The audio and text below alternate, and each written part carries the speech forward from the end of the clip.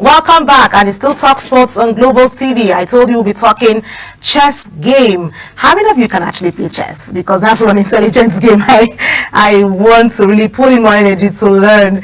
But I have an amazing coach in the house with me in person of Tennyson Olisa, who's been coaching a young man. I saw him today and he's quite tall. He's quite taller than me. Well, I love the fact that he's doing so fantastically for Nigeria and also across the globe, representing Nigeria at a global stage. But we have his coach with me, Tennyson Olisa. Please, let's meet my guests with me in person of Tennyson Olisa, who's the head coach of Tennyson Olisa. Good morning. It's good to have you. Good to have you. Good to be here, actually. All right. So, I'm actually Tennyson's manager. oh, sorry, his manager. Beg your pardon. Yeah. I was only giving you the place of coach. I can also serve as a coach. Because I'm looking at the fact that you're managing him, that means, at what point, let me start with that, at what point did you discover Tennyson was an amazing chess player who you wanted to manage? All right, it all started in 2016 when he was 13 years old in GS3. Chess was introduced to his secondary school. Okay. Yeah, they had like a chess club, and his teacher they taught him. Okay. And he picked interest in it, and my parents were excited when they saw how interested he was in it, and from there he just loved the game, and since then he has been doing amazing. Okay, so I know chess has to do with a whole lot of brain work, calculation, strategic movement. So when you discovered him and you saw he was going to do well with that game, how were you able to manage him with his education and the game? All right, so what we basically did, at the beginning, my parents were fully involved. Okay, so because it was clashing with his school activities, so we had to structure it in a way that he had time for his chess club and also had time for his studies. All right, so even when he transited to the university, what the timing we had taught him, he could be able to manage both his chess life and also his academics. He's doing excellently well in his academics. Like, we give him break, like a whole year he can't play chess. Yeah. Oh, that a whole year? He won't be active in competition. Okay. But he'll just focus on his, especially when it has to do with his critical year in school. Okay. Maybe his final year or his senior SS3. Okay. So we just allowed him to focus just on his education. Yeah. So let's talk about chess. You've been able to discover Tennyson doing great. How have you been able to manage to get, are you working with other young players? Because we're looking at grassroots development, discovery, the National Sports Commission is looking at all of that. How are you doing that with younger people? So I'm currently partnering with Chess for Social Impact. So we want to use Tennyson's story to attract other parents and their children to introduce chess to their schools. All right, so we have some couple of schools where we do trainings for kids, and in Abuja here and different parts of the country. So through this organization, Tennyson can go around and also inspire those kids. Okay. Yeah, so that's the story we're trying to create together. So I'm doing it currently with Chess for Social Impact, an organization focused on grassroots development for children. And Tennyson is also part of the organization. Okay, so let's talk about his growth. Yeah. For you, managing him, how has it felt for you being his manager? Have you seen the impact in the global space? I know he has a lot of thing going for him, but I'm going to speak with him directly to tell me more about that. Sure. But I want you to tell me about the managing side of it. What's excitement? What's exciting for you as a manager? Because it's one thing to have somebody you're managing. It is a success you get. There will always be issues of challenges here and there. How have you been able to manage all of those and cross those hurdles? All right, so the game of chess is a game of intellect and strategy, all right? Sure. So there are sometimes he loses and there are also times he fails, all right? That's the point. And he wins, yeah. Psychology. How do you deal with that? And it affects him, all right? So I remember last year, he took a break of chess completely on his own cognizance because he was dealing with a lot of. He lost at. He didn't perform well at an international junior African Youth Championship. So he just gave the competition a break. All right. Okay. So this year he just came up and said he wants to continue. I was like, no, focus on school. In fact, I even ignored him for a period of time. Then he kept pushing and pushing. I was like, okay, let me just give it a try because all this while we sponsor him ourselves. Oh, all right, that's the family. All right, we fund everything about him. So, and this year he has been wowing us the whole of this year. Oh, great! Since he came back to the chess terrain, he has been doing exceedingly well. Okay. So he just built his own motivation by himself and said, okay, this year I'm not going to have any downtimes during my games. I'm not going to allow pressures to affect my games. So he has been really focused this year. He has been doing a lot of training back to back, all right? And we're also thinking of getting him an international grandmaster to be his coach so that we can, because Nigeria don't have any grandmaster. So we're preparing him for that. Yes, we're trying to invest on that for him.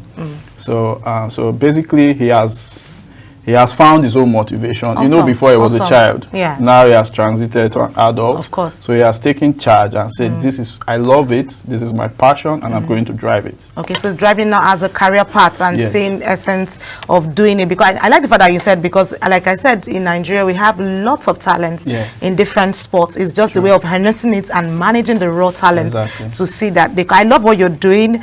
Kudos to that's great ideas putting out for, even though he's your brother, but you also, I like the fact that you're transiting it into the younger generations as well, to see that more value is added to the young minds and the young lads in the world of sports. I would have loved to take so much of it, but because of that time, I want to talk with Tennyson, and we'll just quickly take this short break so I can have Tennyson speak to us and talk to us about his passion. Yes, it's something he loves to do, so we need to hear him speak about it. And Tennyson will be joining me shortly after this time out. Please stay with us. Welcome back. It's still Talk Sports on Global Television, and like we said, we're talking chess today, the game of chess. I asked earlier, how many of you can play chess? But I have the champion in the house who's going to speak to me about his passion. I have the person of Tennyson Olisa. You know, I'm skipping the middle name. I want him to pronounce it himself. Well, Tennyson will pronounce his name, but let me just tell you that Tennyson is a Nigerian chess player who's recently won the inaugural Africa Super Zonal Chess Championship in Lagos, Nigeria. His victory earned him the continental title and a spot in the 2025 FIDE World Cup and the FIDE Grand Swiss. He's a 22-year-old person. Trust me, I love when I see young people. Please, let's meet the amazing young talent in person of Tennyson Olisa. Tennyson, it's nice to have you on the show. Yep, thank you. Okay, Tennyson is a young talent, like I said, but Tennyson, help me pronounce the middle name, because I didn't want to murder your name. Oh, it's Ewumazino. Ewumazino. Did I get it well now? Yeah, exactly. All right, like I said, he's 22-year-old, and he's played, you've seen he's won his championship that's actually given him a spot. Tennyson, let's talk about your time as a chess player. What motivated you to love chess? Okay, so, like, my competitive nature was what actually drove me to become good at chess, because when it was introduced to me, I had friends in school back then. They already knew about the game, but I had no clue about the game. So because of that, I was motivated to like be the best in the school first of all. So when I achieved that, it was like to expand, because now it was locally and no one really knew about it. So I try to get into the scene that is a true Nigerian chess as a whole, to like dominate Nigerian chess. But yeah, we're still in that process. But prior to this year, it's just been a lot of ups and downs. But from this year and onwards, I'm trying to completely dominate the scene. I love that spirit. They're trying to dominate, because the dominating factor that matters a whole lot. But let's talk about your championship and how the different ones you've played.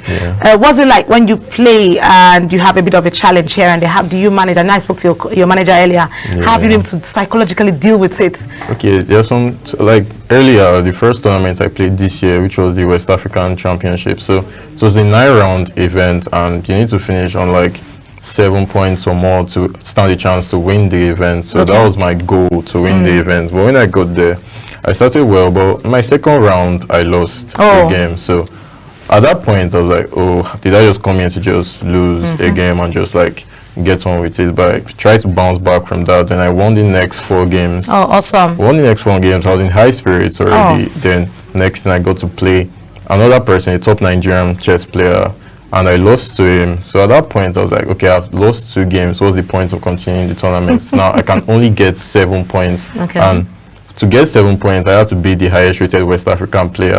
That's from Cape Verde. And I played him in the next round. This was in the afternoon. I did not even bother to do any preparation for the game. I was not even like in the zone to play that game. I was just like, I'll just go and do whatever is in my head and come out. So when I got there, during the course of the game, I realized that, wait, who is this guy? I can actually beat him. So that was when my mindset completely changed, and I went on to win that game. And from there, I got a lot of confidence. In playing on my tournament. So I won the last 2 rounds. I finished second in that event, but my finishing second qualified me for the super zonals, where it's like different zones in the country came together. So I eventually won that event. And the person that won the West African Championship, I had to beat him to win the event as well. So I beat him and I won the event, and I got the International Master title. I should clap for you, person. Great. I'm so excited that a young person has so much passion and is determined to do all of that. Let's talk about how you qualified for the prestigious FIDE Grand Prize Swiss. How was it for you? How was it like in the qualification round? How did you do that? So like the Super Zonals was the first tournament like this, because usually no Nigerian has participated in the Grand Swiss before, because the Grand Swiss itself is a very prestigious chess tournament. It's regarded as the hardest to win by most people, because you have like the best players in the world, like the world's top 100 players coming together. Then they just added a few continental slots and some players nominated by organizers and all of that. So I got one of those slots to go and play against the best players in the world. So most of them, if not all of them, are grandmasters. So it's actually going to be a chance to get a grandmaster norm from an event like that. But qualifying for this event, I did not even know about the Super Zonals when I was playing the West African tours. During the tournament, they were like, who qualifies for this? We play in the Super Zonals and get a chance to play in the World Cup and the Grand Swiss. That was when I was like, okay, I have to win this tournament because I want to be able to participate in that event. So that was the motivation to participate in the Grand Swiss. Okay, so let's talk about your international tournament. How are you preparing for that? And how significant are these tournaments for you as a chess? I know you're eyeing the Grandmaster at some point. So let's talk about how you're preparing for all of this international tournaments that's ahead of you. Okay, I've been doing a lot of training personally, and I have like a second, I won't say he's my coach, but we're just like friends. He's also an international master, and he's also young, but the same age, I think. So we work hand in hand, and he has like a project, a ladder chess project that we both use to like do opening preparations and middle games and calculations and visualizing the game and all of that. So this is just the mental aspect of my preparation. But physically, I'm trying to like maintain a good, healthy diet and exercising and all of that. But I'm not doing that right now. I'm just keeping it calm. Okay, well done. So let's look at your the mental and physical preparation. Yes, I know you have high stakes in this competition. How you mentally and how you putting your thoughts together to see that you get to what you want. Like that's like the biggest stage, obviously. And for a country that's not a powerhouse in chess, it's going to be like it's going to be a very, very rare case. So I'm going there to like, cause a few upsets and put in my absolute best in the event. I'm not going to go there to just let everyone walk over me and all of that. Like 1 or 2 upsets, 3 upsets, if at all, against grandmasters is going to be a very, very nice feat for me. Okay. So how do you manage pressure during your matches? Because I know when you sit at that, how do you manage the pressure when you're seeing that this thing? Before every game, there's always tension, and you always be anxious. So I just like try to rest my head before the game, and eventually the tension wears away after the first 5 minutes, because you're already settled into the game, you're already in the zone. So at that point, you're not thinking about pressure again. You're just thinking about the fact that you want to win. So you don't even care about who you're playing. You're just playing the board. Exactly. So the only thing you're looking at is the board. And sometimes during the course of the game, I just try to like sleep on the board, so when I wake up I just feel a lot brighter and all of that. So what kind of support do you currently use? What's your support system? How do you I have like a management team now, which is through Chess for Social Impact by Mrs. Cassie, and my elder brother is also my manager. So they're the ones currently like helping me focus on my trainings and my tournaments and preparing for all of that. But other than that, we're not actually getting like major sponsorship from like brands or organizations and all that. So we're looking towards getting those. All of those. Yeah. Okay, so you're a young man, and I remember running in school as a young lady. I used to be an athlete, but I saw my mom was like, she wasn't looking for a tomboy. So let's look at your young talents. What do you see yourself in the next 5 years? Okay. You know, I know you're looking at a grandmaster and all that, but in the next 5 years, how do you want to see you as a chess player and giving back to the young people like you? Okay, so when I was introduced to chess, there was this name they talk about in the books you read back then in school, like Bomo Kiga, was like a national champion at the time. So I was like, okay, one day I'll meet this guy, one day I'll be like this guy and all of that. So I eventually met the guy, I eventually beat the guy so many times. So I was like, okay. So now at this point now, I'm trying to dominate Nigerian chess. Awesome. And okay, if I could even become the first grandmaster from Nigeria in the course of that, it's going to be a very, very huge feat for me. Yeah. So, well, for now, I'll play the national championship this year. So I want to win that, first of all, become the national champion, then subsequently become the next national, maybe 3 times in a row or more. So that'll be like, I'll etch my name into the history books. Oh, that's a lot of legacy to live around for the chess game. So let's look at you've talked about Nigeria. Let's look at across Africa. Yeah. I know you played with someone who you mentioned his name and you said you're looking like I can beat this young man. Yeah, so what's your focus for Africa young talents? I know you also across the globe basically. Yeah. You have your visions, but what's the unique thing you want to do differently? I know you want to get all the top brands, but what's your idea? What do you want to add differently? You have a challenge of sponsorship. You're looking out to how other sponsors can come embrace you. Let me make you understand what I'm saying. Embrace what you're doing. Yeah. But when you become, because I trust your dedication, I love your determination. I'm going to see you. I'm going to be seeing you. Might not be here, but I'm going to be seeing you. What's your thoughts that you want to change? What's the narrative you want to change in chess? That's what I'm trying to say, basically. Okay, so some people they see chess. They don't see chess as a sport. They see chess as a game. First of all, which is not true. Chess is a very, very intense sport, and it's also very, very taxing because one single game can last over 5 hours or more. So you're seated at one place thinking. So for children, like young children that get into the game, because for you to actually get really good at the game from a very young age, 4, 5, you can teach children the game. And when they learn from that age, they develop quicker than people that have already gone through adolescent age and teenage ages, so they don't pick it up as well. So getting into chess and teaching young players chess, because in Nigeria we don't have so many young talents. We have a few, but it's not as broad compared to other African countries, because see countries like Egypt, they have been doing it for a long time. They have a lot of talented junior players and are actually among the top players in the African scene as well. So our Nigeria was sitting so far behind in trying to dominate the scene. We once used to dominate the scene, but we just ignored chess as a sport. Like even the National Commission, they don't really prioritize chess as the way they prioritize other sports. That's why we don't have the rapid development that we deserve to have. Oh, awesome. So that'll be an amazing one to put out there, because like I said, Nigeria have lots of sports that they need to harness and bring out raw talent. It's an amazing talking with you, Tennyson. Thank you. I'm looking forward to seeing you being a grandmaster and welcoming you, and with open hands say well done. That's been Tennyson Tennyson Olisa talking to me about the world of chess. You know, chess is uninteresting. I'm sure you saw him playing there on the board and dealing with all of the so we wish you well, and we hope to have you talk to us more on more exciting championships you will be winning for Nigeria and Africa at your games.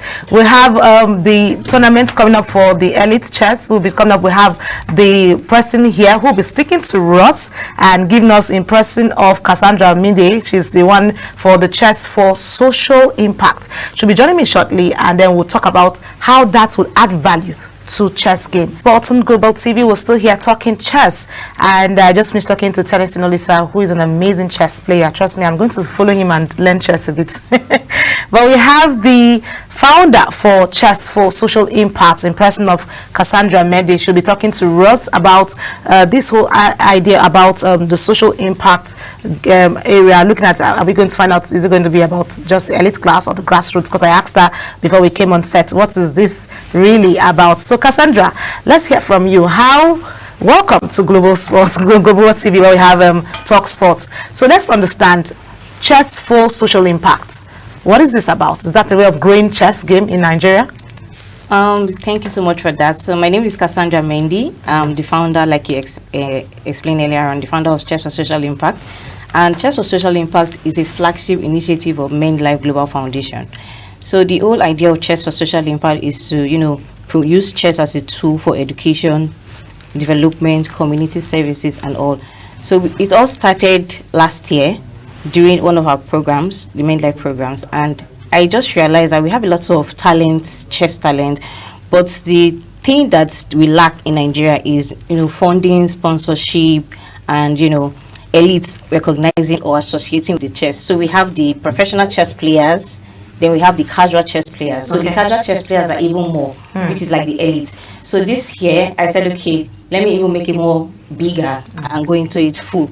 And in full, we started something called this International Chess Day. So International Chess Day is coming up. And I said, okay, so for Chess for Social Impact, what can we do? So the elite chess came about and said, okay, everybody have the mindset that chess is for the intelligent ones. Chess is for a certain kind of people. And here in Abuja, so we need to identify with every chess player in the world, the elites, the grassroots. So in order for us to get to the grassroots level, we need to, identify with the elites who can help the grassroots. Because one of our activities in Chess for Social Impact is also players management, support for orphans and vulnerable children, education. So we have different aspects. So in order for us to go into that, we need to identify with the elites and let them come out, express themselves, be free, and know that, okay, this is not just for a certain set of people. So once you come out, we cannot go down to the grassroots and, pick up children. We have so many grassroots chess initiatives happening in Nigeria. Some of them are known, while some are not known, just on a casual level. But how can we make it on a global scale? So this is what Chess for Social Impact is trying to achieve, and not just supporting just professional chess players like Tennessee. So we have the people that have the talent, and we have how we want to go into the grassroots and pick up new talents, like Tennessee explained earlier on, from childhood, from grassroots level, and identify with them, help them use chess as a tool. I like that, because the truth is, these days we have a lot of young people, young children who love to play chess, and I like the fact that you're looking at the educational part of it. And this particular elite chess meetup you're having is actually talking about, you're celebrating it on the day of the chess day, and you're saying it comes with purpose. I want to understand what do you mean by come with purpose ahead of that game. So let's understand what you mean by it's coming with purpose. Okay, so for in this particular one, Chess for Social Impact is making it different. So the International Chess Federation has given a memo that every federation globally should come up with different ideas, and they are going to stream some of all these things worldwide, come up with any creative things. And I said, okay, what can I do? So the charity in me said, okay, I'm going to use this opportunity to, create a purpose, and I'm going to talk about Tennessee's story, use Tennessee as our limelight. So we are not just having fun, playing chess, doing tournaments and all that. We are also using it as an avenue for us to, talk about Tennessee's journey and say that this is a talent right in front of us in Nigeria. Let's support him. And in supporting him, we can break through to other chess proteges. And, from there, it becomes like a norm. Tennis is a prototype. So once we achieve it, we know that, okay, there are other people out there that have the same talent. We can use it. So this particular chess day, celebrating it, is not just the usual come and, have a party, mark the dates, the calendar, and everything goes back to normal. So after that, we have started. So we are not just stopping. And I'm also the welfare director of Chess Players Association of Nigeria. So it's also part of my goal to use this opportunity to also identify, not just with even with the physically challenged, because there's so many inclusiveness of it as well, and just gender equality, status, and everything, just include a lot of them. So from there, when we break through into Nigeria, people will appreciate what we are doing. We appreciate even the importance of chess, and not just playing chess as a game. including purpose into it. As well. I like the fact that it's an inclusive sport you're looking at, because I was about asking you, how is it coming down to Nigeria? It's not just a private thing. How you working with the National Sports Commission? Is there a way you're looking at all of this too? Because it's all about sports inclusivity, and I like the fact that you said it's going just like we have the para sports playing out. So what's the relationship with the para committee? So I really don't have too much relationship with them. The only time I just identified, in fact, the first time I even saw like a braille chess for the first time, like the blind playing chess physically, was last year. I reached out to someone and we were chatting on WhatsApp. I didn't even know it was visually impaired. He just told me that, you hope you know I'm visually impaired. And I'm like, I didn't know. He said that there's an app and does all those things. I invited him for a tournament. He came with a group of people and he said, we need a community. Whereby we can associate with. Nobody just appreciates us. Nobody include us in what they do. There are a lot of chess players, but there's no community, no gathering. And I said, okay, no, it's not a problem. So we're going to include you, include your community into it, because other countries, they go for their own braille tournaments. Which is so Nigeria can even incorporate that and empower these people. We go for braille tournaments, and we can start and even expand. I like that idea. So that means there's more to go around for Nigerians in the chess game. So we look forward to having you expose Nigerians and Africa exactly to chess games, having more tournaments, and we look forward to the Abuja Elite Chess Meetup and see how that day pans out for chess players in Nigeria. Thank you so much, Cassandra, for having your time with us here on Talk Sports and Global TV. It's good to have you. We look forward to having more of you. Well, that's it with Cassandra, and we look forward to having more talk on chess. And not totally moving away, but don't forget that we have other sports that we need to embrace. I'm very focused about grassroots sports development, adding value to Nigerian sporting world, and ensuring that we have more sport. There are a lot of sports that some of us don't even know about, but if we do a lot of discovery like they've done with Tennyson's story in chess, trust me, we have a lot to go around for young people and young talent. From the rising stars in track and field to homegrown football talent making waves, Africa's sporting future looks bright.